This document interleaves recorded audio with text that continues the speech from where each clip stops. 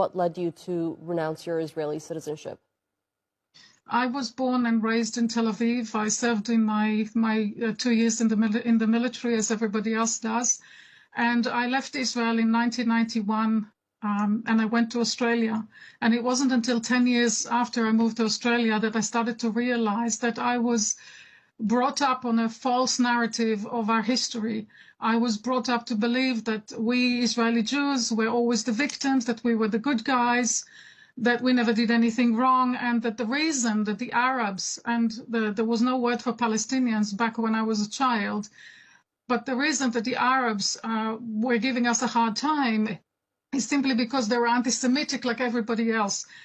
We were brought up to believe that Jews are never safe unless they live in an exclusively Jewish state, only for Jews and only surrounded by Jews.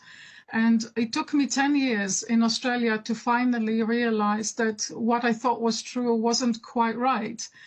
And I met Palestinians for the first time as equals in Australia, and members of citizens of other Arab countries as well, and realized they weren't actually my enemy. We were the bad guys in the story, and it was very hard at first to come to terms with it.